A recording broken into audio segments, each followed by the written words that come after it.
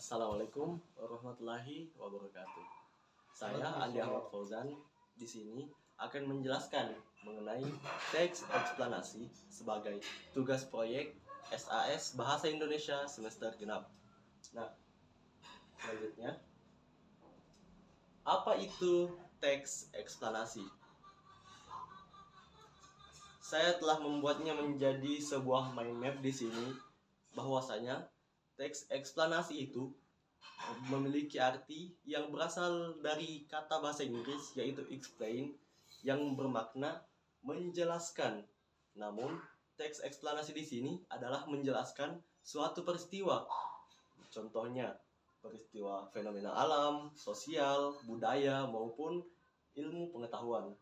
Nah, teks eksplanasi ini juga bersifat ilmiah atau berdasarkan fakta, ataupun tidak bersifat opini ataupun berdasarkan pendapat dari orang lain.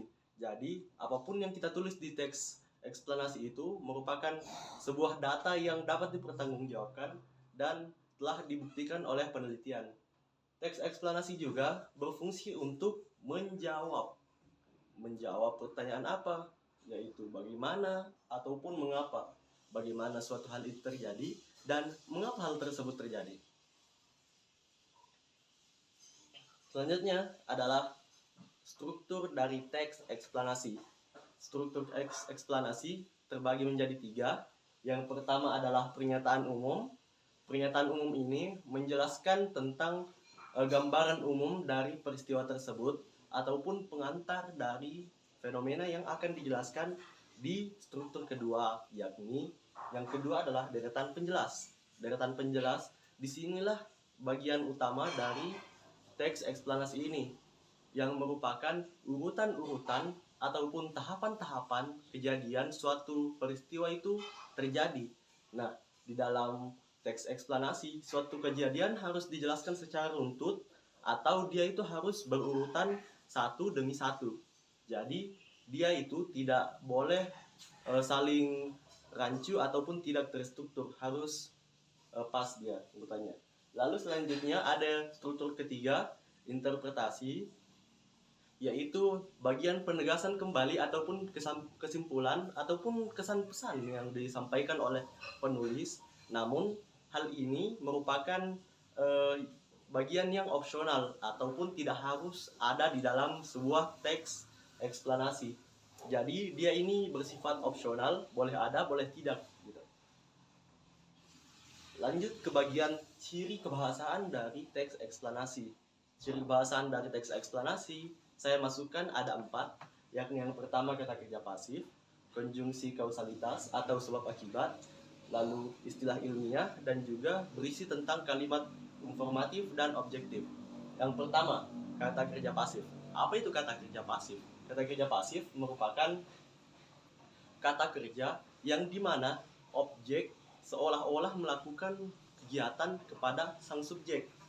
Jadi, ketika di kalimat aktif atau kata kerja aktif, sang subjek pasti selalu berada di depan kalimat, dan lalu urutannya selalu setelah subjek adalah predikat, lalu objek. Nah, ketika di kata kerja pasif, urutannya adalah objek duluan, lalu predikat, lalu subjek. Nah, contohnya bagaimana? Nah, yang pertama, coba contoh di bagian kalimat kata kerja aktif. Contohnya adalah Budi menendang kaca. Nah, Budi di sini sebagai subjek, predikatnya adalah menendang, lalu objek yang dikenai adalah kaca. Nah, selanjutnya bagaimana caranya berubah menjadi kata kerja pasif? Adalah yang pertama itu ada objek kaca, lalu ditendang. Nah, perbedaannya di sini antara kata kerja yang pasif dengan yang aktif adalah kata imbuhan yang ada di predikatnya. Selain dari urutannya yang berbeda, di bagian predikat imbuhannya itu berbeda. Di kata kerja pasif memiliki imbuhan atau awalan di atau ter. Nah, itu bedanya. Jadi menjadi kalimatnya itu yang awalnya Budi menendang kaca menjadi kaca ditendang oleh Budi.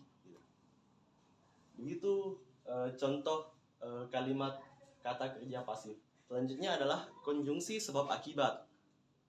Konjungsi sebab akibat disebut juga sebagai konjungsi kausalitas. Apa konjungsi kausalitas ini? Yaitu konjungsi kan yang pertama itu kata konjungsi. Konjungsi itu bermakna kata hubung. Nah, kausalitas berarti sebab akibat atau berisi tentang urutan kejadian di antara kejadian yang satu dengan yang lainnya. Contohnya, karena, sehingga, akibatnya, begitu. Begitulah contoh-contoh dari konjungsi kausalitas. Yakni dia itu sebagai kata hubung antara kejadian yang pertama dan kejadian yang kedua. Selanjutnya adalah istilah ilmiah. Nah, apa istilah ilmiah ini? Istilah ilmiah merupakan istilah-istilah yang jarang digunakan dalam percakapan sehari-hari dan dia itu merujuk sebagai kata khusus di bidang-bidang tertentu. Jadi, ketika ada istilah ilmiah di dalam teks eksplanasi ini, sang penulis perlu untuk menjelaskan kembali apa maksud dari istilah-istilah ilmiah tersebut. Jadi di teks eksplanasi itu bakal banyak istilah-istilah ilmiah yang kita temui. Selanjutnya yang keempat adalah berisi tentang kalimat informatif dan objektif. Apa maksudnya kalimat informatif dan objektif? Yakni, seperti yang saya katakan kembali, dia itu bersifat ilmiah, yakni dia itu bersifat faktual ataupun tidak mungkin berasal dari opini pribadi saja. Namun dia itu berdasarkan data dan penelitian. Dia itu teori, bukan opini. Selanjutnya, contoh dari teks eksplanasi. Saya mengambil contoh di sini, yakni bagaimana proses terjadinya kanker. Kanker di sini, di dalam teks ini dijelaskan bahwasanya kanker adalah penyakit yang ditandai oleh pertumbuhan sel abnormal yang tidak terkendali dan dapat merusak jaringan tubuh. Nah, ini merupakan paragraf pertama yang berisi tentang pengantar ataupun struktur pertama dari teks eksplanasi ini. Yang selanjutnya adalah di bagian paragraf kedua, barulah dijelaskan bagaimana kanker itu terjadi. Kanker terjadi karena mutasi genetik pada sel gitu. Nah, di paragraf kedua ini barulah sang kanker ini dijelaskan secara jelas dan sesuai teori yang telah dibuktikan oleh ahlinya. Disinilah bagaimana kanker itu dijelaskan atau bagian ide penjelasnya gitu. Selanjutnya adalah bagaimana kita mengidentifikasi teks eksplanasi ini. Jadi saya mengidentifikasinya sebagai dari ciri kebahasaannya, yakni yang pertama ada yang warna hijau untuk istilah ilmiah, warna pink untuk kata kerja pasif, terus warna oranye untuk konjungsi kausalitas, dan warna kuning untuk kalimat informatif. Namun untuk kalimat informatif saya tidak usah menjelaskannya karena setiap dari kalimat-kalimat di dalam teks eksplanasi ini merupakan kalimat informatif atau kalimat yang berisi tentang informasi-informasi yang nantinya dibutuhkan oleh sang pembaca dan juga pasti berdasarkan fakta. Nah, yang pertama, ada kata ditandai. Kanker adalah penyakit yang ditandai oleh pertumbuhan sel abnormal. Nah, ditandai di sini berwarna pink, yaitu kata kerja pasif. Mengapa bisa saya mengklasifikasikan bahwasanya ditandai itu adalah kata kerja pasif? Dikarenakan ada awalan di sebelum kata kerjanya ini. Jadi kanker dijelaskan bahwasanya tandanya itu adalah pertumbuhan sel abnormal yang tidak terkendali dalam tubuh. Selanjutnya di bagian paragraf kedua, kanker terjadi karena di sini berwarna oranye dikarenakan dia merupakan konjungsi kausalitas ataupun konjungsi sebab akibat, yang dimana karena ini menghubungkan mengapa bisa kanker terjadi dan penyebab kanker terjadi, yang dimana kanker itu terjadi karena mutasi genetik pada sel. Nah, selanjutnya ada warna hijau. Apa warna hijau di sini adalah istilah ilmiah. Mutasi genetik merupakan kata-kata yang jarang kita gunakan dalam percakapan kita sehari-hari. Makanya saya mengklasifikasinya, saya memasukkannya sebagai istilah ilmiah di mana mutasi genetik merupakan perubahan abnormal pada genetik manusia atau perubahan genetika dari seorang manusia yang dimananya normal misalkan begini, terus tiba-tiba ada suatu kejadian yang membuat genetik tersebut terubah. Selanjutnya ada ada kata mutasi. Di sini juga saya memasukkannya sebagai istilah ilmiah karena dia juga merupakan kata-kata yang jarang kita gunakan dalam percakapan. Selanjutnya ya mungkin itu semua contoh-contoh dari bagaimana kita mengidentifikasi ciri dari teks eksplanasi, di mana ada istilah ilmiah, kata kerja pasif, konjungsi kausalitas, dan kalimat informatif.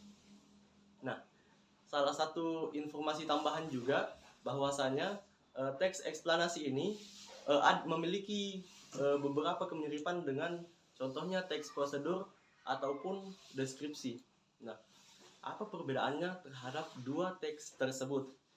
Yang pertama, apa perbedaan teks eksplanasi dengan teks prosedur?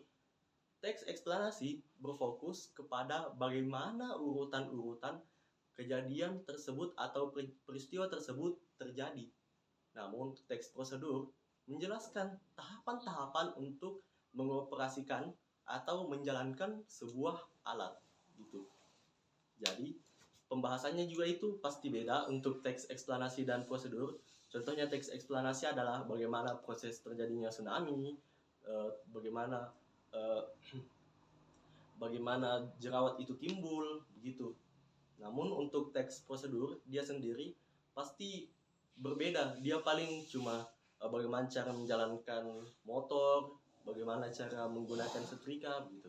Selanjutnya, perbedaannya dengan teks deskripsi. Teks deskripsi itu cuma berfokus pada satu objek dan dia itu berfungsi untuk menjelaskan objek tersebut, tapi tidak menjelaskan urutan-urutan peristiwa sehingga terjadinya hal tersebut itu. Oke, mungkin cukup sekian presentasi saya. Semoga sedikit banyaknya yang dapat dipahami, dapat bermanfaat untuk kehidupan kita selanjutnya.